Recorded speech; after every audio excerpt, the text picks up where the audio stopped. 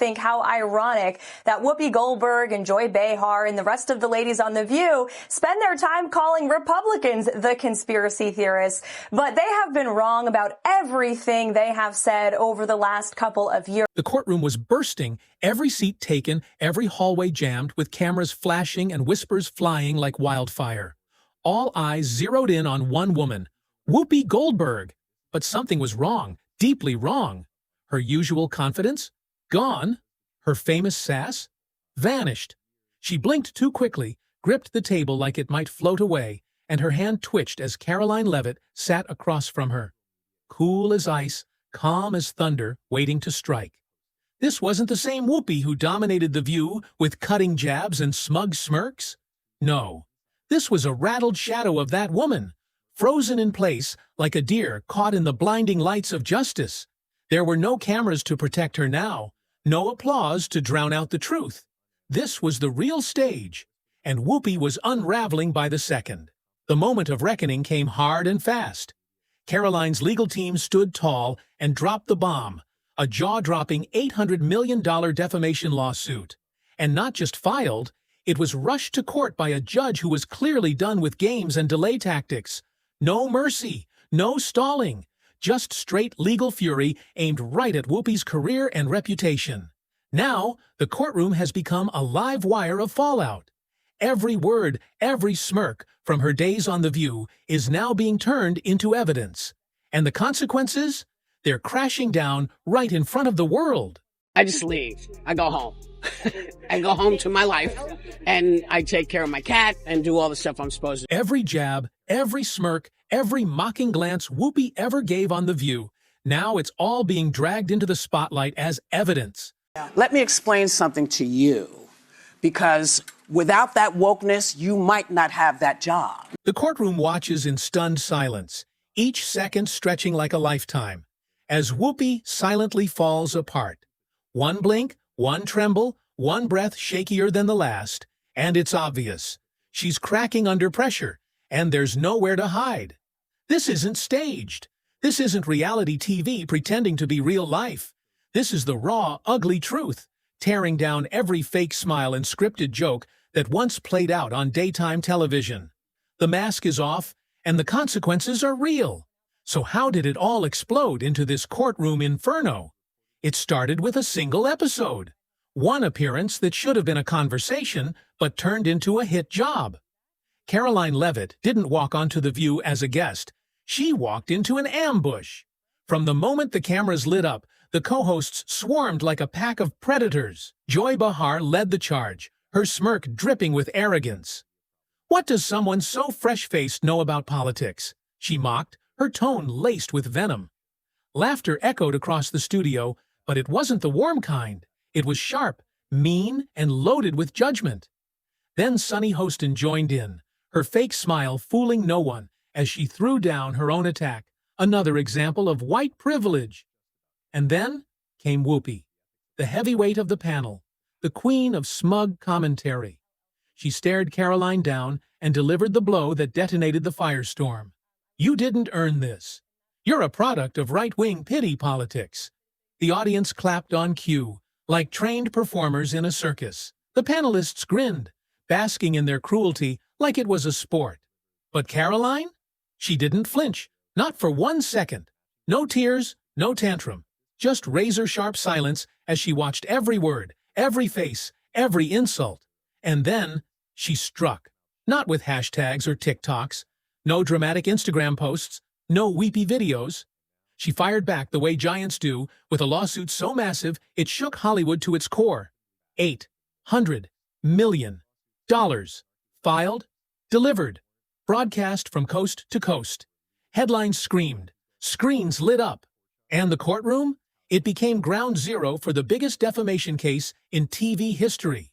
President Trump's life echoed the sentiment that President Trump is a to democracy. And if you're a deranged lunatic and you're mentally ill, you will believe that lie. And yes, you will take political violence like we have seen in 2 instances against President Trump. Last week, Tim Walz and Kamala Harris said that everyone who showed up to President Trump's rally at Madison Square Garden was a Nazi. That's despicable, dangerous, divisive rhetoric that is spewed by the Democrat Party every single day. At first, The View laughed it off. Whoopi rolled her eyes like it was beneath her. Sonny waved it away like gossip. But they had no idea. They weren't dealing with headlines anymore. They were walking straight into a legal inferno. The judge wasn't playing games, not for a second. He didn't delay, didn't hesitate. He fast-tracked the case and demanded everything. Every email, every message, every record Karoline's team requested, granted without question. And now, it's all blowing up in real time. No edits, no cheering crowds, just cold, hard truth crashing through the courtroom. Karoline's legal team didn't just show up. They stormed in like a battalion. They demanded everything. Uncut footage, director notes, backstage messages, even private Slack chats from the control room. And what they uncovered? It was pure dynamite. This wasn't some accidental slip on live TV. It was a premeditated takedown. One by one, the lawyers revealed internal documents. And the first bombshell hit like lightning. Have Joy needle her on age, then let Whoopi go hard. It'll trend. The courtroom gasped. The spectators leaned in, hungry for more. Then came the next memo, displayed like a weapon. Zoom on Karoline when she reacts. That's our viral moment. This wasn't spontaneous TV. It was a setup. A trap wrapped in studio lights and fake smiles. A choreographed assault masked as conversation. And Whoopi? She turned white as paper. Her lawyer tried to comfort her, but she jerked away, terror flashing across her face with every breath. And then, boom! More damning evidence. Slack messages rolled across the screen like a script from a scandal movie. Mention Trump, see if she bites. Plan B. Let Sonny push race. If Karoline freezes, we win. The final nail? Internal emails, clear as day. Let Whoopi take the lead. She's got credibility. Audience will eat it up. I would like this young lady this is her first job, I would like her to do a little homework. Because she said something yesterday that really pissed me off. And that was, she said, there will be no wokeness here. Oh, yeah. Let me explain something to you. Because without that wokeness, you might not have that job. Yeah. Because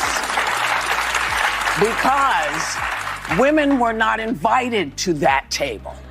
Women were not invited to many tables in this nation. The reason we fought and busted our behinds to make sure that you didn't have to worry about this. Viewers watching from home were stunned. TikTok, Twitter, Instagram, clips from the courtroom spread like wildfire. The internet erupted with shock and fascination. Hashtags exploded across the globe.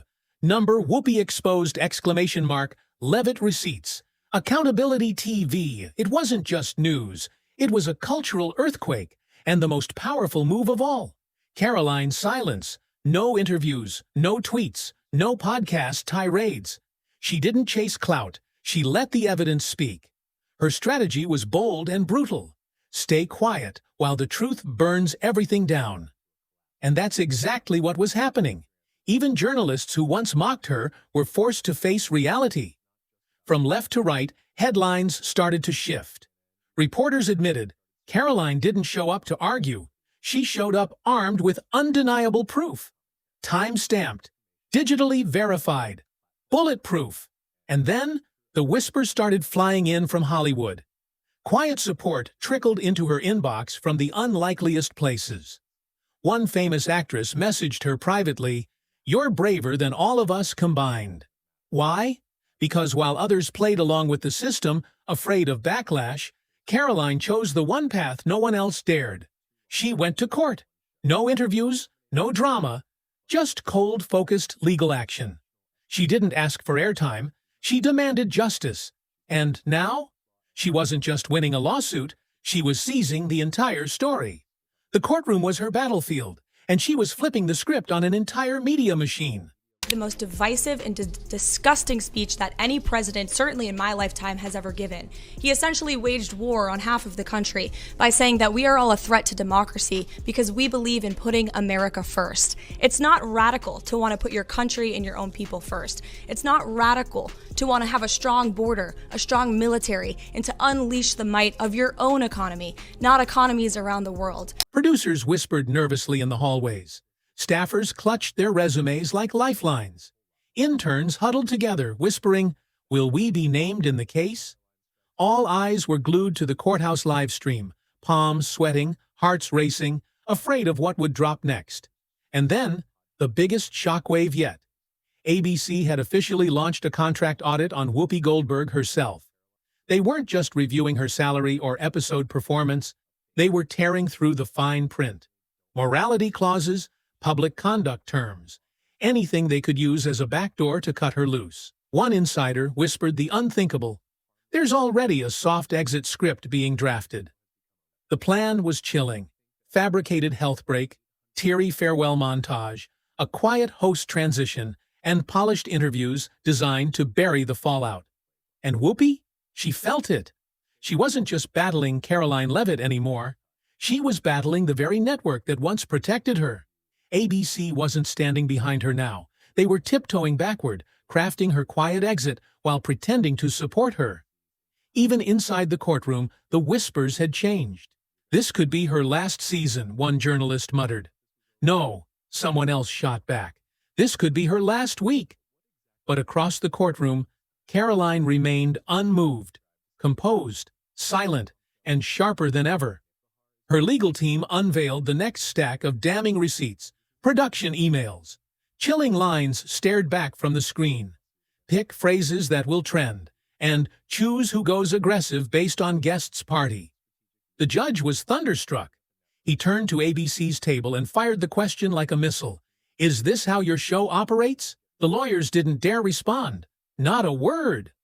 The courtroom buzzed with raw electric tension. This wasn't about a single insult anymore. It had morphed into a full-scale revelation of orchestrated media manipulation. I don't care if he's pooped his pants. I don't care if he can't put a sentence together. Show me he can't do the job, and then I'll say, okay, maybe it's time to go. I respect everything everyone is saying to me, and I don't want to fake apologize. I'm very upset that people are misunderstood what I was saying. And then came the moment no one expected. Whoopi's legal team stood up, but not to defend her. They asked for a settlement meeting. The courtroom froze. Even the judge raised an eyebrow. A settlement? Now? After all this exposure? But Karoline didn't flinch. Her lawyer leaned over and calmly replied, "We'll hear it, but only on our terms." The message was crystal clear. Whoopi's side was folding under pressure. The same people who mocked her were now begging for a way out. Outside the courthouse, cameras flashed like lightning. Crowds swelled. Supporters chanted Karoline's name, while critics argued that daytime TV had become a weapon, not a platform. And suddenly, it wasn't just about The View, it was about what media had become. The headlines changed overnight. Karoline Leavitt topples Whoopi Goldberg. Truth versus television. A BC faces reckoning. Talk shows scrambled to distance themselves. Former hosts stayed quiet. PR teams worked overtime. But the damage was done. And just when the storm felt like it had reached its peak, Karoline walked out of the courthouse, calm and composed, surrounded by reporters screaming for comment. She paused, looked at the cameras, and said just 6 words. This is what truth looks like. The clip went viral instantly. It was played across every platform, quoted by pundits, even printed on T-shirts. But not everyone cheered. Hollywood insiders panicked. Producers whispered about a dangerous precedent. Executives feared more lawsuits. Hosts from other networks began scrubbing past interviews, afraid they'd be next. And behind the scenes, whispers grew louder. Was Karoline Leavitt the beginning of a media revolution? Or the end of free speech as we knew it? Critics fumed. Some claimed she was silencing powerful voices. Others called it accountability, long overdue. But one thing was certain, television would never be the same again. And Whoopi? She vanished from the view. No farewell episode, no confetti send-off, just a silent departure, followed by reruns and a rotating guest panel trying to keep the illusion alive. But no amount of spin could erase what happened. The courtroom didn't just expose a defamation case, it cracked open a hidden world of manipulation, arrogance, and media betrayal. And at the center of it all, a young woman once mocked for her age had flipped the entire narrative on its head. Some say Karoline Leavitt ended Whoopi Goldberg's career. Others say she simply held up a mirror and let the world decide what it saw.